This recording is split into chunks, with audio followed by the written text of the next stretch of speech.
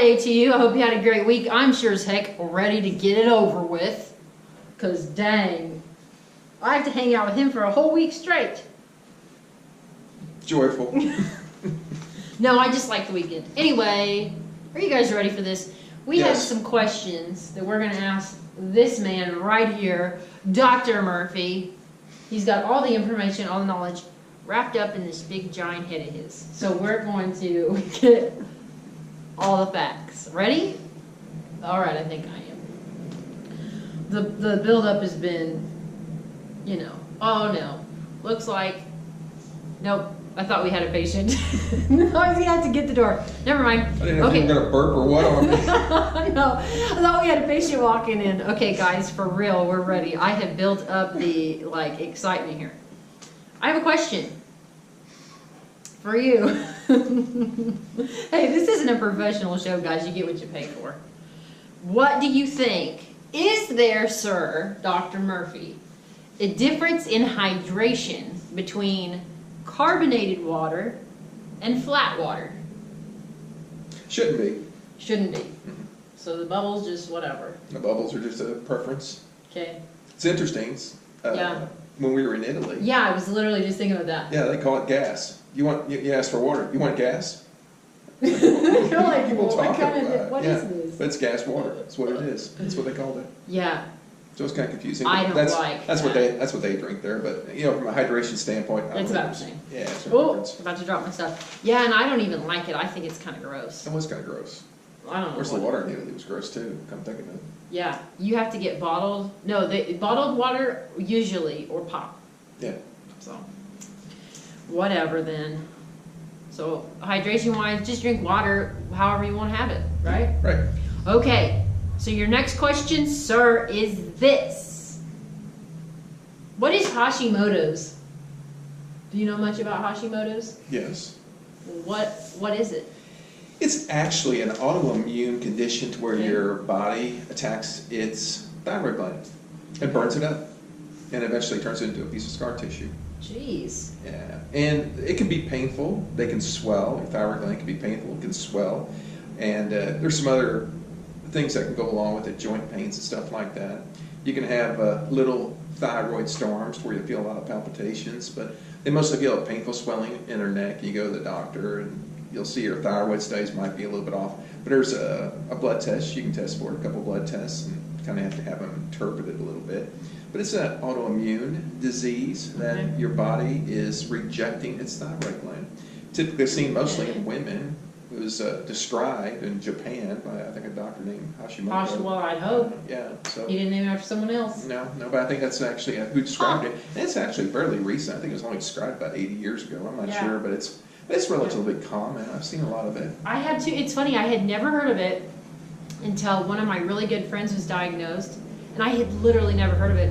And he changed up his diet quite a bit, and he did some things that really helped him. So, he cut all sorts of things. I don't know what that means exactly, eventually the end course of Hashimoto's is your thyroid gland turns into a piece of scar tissue and makes no more thyroid hormone. So you have to take thyroid hormone the rest of your life. Wow, that's... It's varying degrees of disease. I mean, some people have a real mild case of it. Some people have a real bad case of it. Actually, I've never seen a bad case. I've kind of seen mild to moderate, to where the thyroid gland will take anywhere from 5 to 20 years to burn itself out. What are some symptoms of Hashimoto's?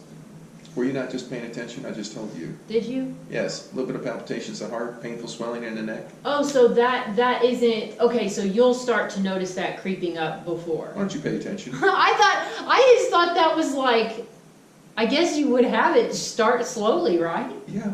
It just starts slowly, so palpitating. Yeah. But I feel like those are things that could be anything. You're right. So it's really, if you're not going to your doctor, it could be easily missed. Yeah, usually. But when you go to the doctor, a lot of times they take blood studies. And no, I wasn't listening. I think I was distracted. You never listen to anything else. No, I usually do, but I think I was distracted by what was going on outside the door. I think you were distracted by the gas in your water. Yeah. But no, it's real subtle. And a lot of times I think it's undiagnosed. People don't even know they even have it. That's what I was thinking, because I feel like the symptoms are subtle enough that it could be all kinds of different things, and then you could just assume that it's anything. Yes, but typically the blood testers, you go see your doctor once a year, they always checking thyroid. Checking. Yeah, so something might be a little bit Do off. people go to their doctor once a year anymore? Because I don't even have a primary care doctor. You're my primary care doctor, I guess. Great. I don't know if it's really that necessary in your 20s and 30s. Certainly when you get to late 40s, 50s, it's probably not a bad idea to kind of hedge off some problems that might be showing up. All right. So Hashimoto's is a thing that could easily go missed, but you're saying palpitations and swelling. Yeah, painful swelling in your neck. Okay. All right. And you'll probably may feel an enlarged thyroid gland there. It's pretty easy to feel. And that's just like on either side of your... Right there. Right here? Mm-hmm. Toward the little, whatever this is? Yeah. Your sternal notch. Yeah, my sternal notch. Is that what you called it? Yeah. So right down here. Which Both sides, right here. So I wouldn't know what I'm looking for.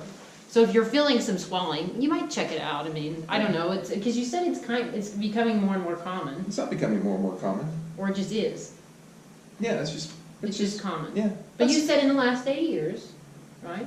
That's when it's first diagnosed. That was when it was diagnosed. Do we need to rewind this and have you listen to everything? No, you Everybody said that. watching this video is getting this except you. But we wouldn't know of anything before 80 years ago, and you said it's not necessarily more and more common, but we know more about it now, so we are seeing more cases.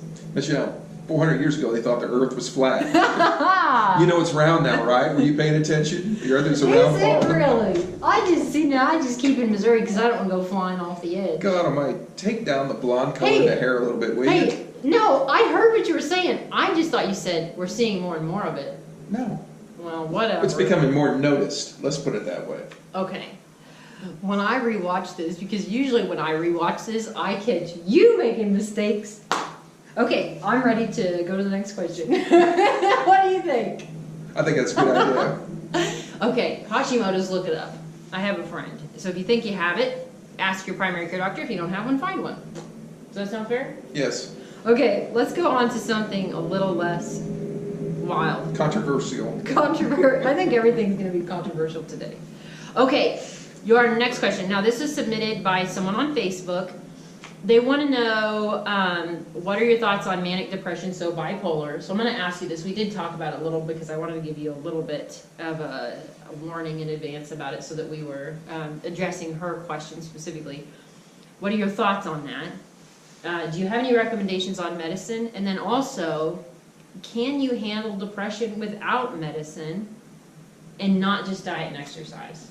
So there's a lot of questions within a question, but those were all from one person. Yeah, those are all going to be bad questions to ask me because I don't have a lot of knowledge in the field of psychiatry or psychiatric conditions. But they're typically all what they call chemical imbalances, and the reason why we say that, it's kind of a chemical imbalance. People think, what kind of chemicals? Well, it's a difference in chemicals in your brain, neurotransmitters that lead to this kind of thing. Yeah. How do we know that? Because the medicines we give to people either block or add more of those chemicals in the brain to kind of level out the moods. Yeah. So, but bipolar, a lot of people throw that word out there, when they see a jerk walking down the street, he's bipolar. Well, not necessarily. He might just be a jerk. But bipolar is where you're manic, to where you have incredible highs, feel like you can conquer the world, do anything. And then you also have the depressive side to it, and your emotions can just flip on a dime to where you're just ready to kill yourself. Yep. And it's a really there's a milder form of it called, I think, cyclothymic disorder, which is a mild form of bipolar conditions. Yeah. But everybody has depressive times in their life and stuff like that. So, yeah. But manic depressive bipolar disorder is a true disease, and it's very serious. Yeah. Well, and the one thing, I have friends who have been, diagnosed depressed or bipolar disorder, and I know specifically this individual who asked the question it sounded like she was trying to avoid medication. And my initial reaction, now I am not a psychologist, I did study psychology, but that definitely doesn't give me any kind of credential to say this. But everything I've been told about it, everything I've read and learned about it, you should definitely, if you are supposed to be taking medication, the worst thing you could do, potentially, is not take your medication. Well, if anything, stop it. Because then that really throws the levels Yes, in a yes. bad bounce. You feel good, so you stop, and then you're like, well, I don't need them anymore. I feel great. Well, it's probably because you're taking your medication. In the second part, you asked me, do I think, medicines or counseling? I think counseling should be a big part of it. And Yeah. the third part about diets and avoiding different foods, I don't know if there's such a thing as triggers to it, but once again, I'm speaking from ignorance when it comes to Yeah. this. So Yeah. I couldn't really help you So much with that one. we're not a super great source on that, but definitely, there's a lot of literature online that you can read about it. I would definitely talk to a professional in the field specifically, a therapist, someone who can help treat you and figure out what that treatment plan needs to look like. Wouldn't you agree? Yep. I am a person who isn't real huge about, I want to take medicine for this, that, and the other. Heck, I don't even take Tylenol half the time. But sometimes it is important that if you do need medication, especially for something as serious as depression, It's way overlooked. yeah. Physicians just tend to blow it off, and it's hard to get in to see, psychiatrists and counselors are all booked up. And Yeah. anymore, my God, you wait to see a physician, it might take you 6 months. Well, what the hell do you need a doctor for then? You're usually dead or better by then. Yeah, no kidding. It's tough these days. Yeah. So.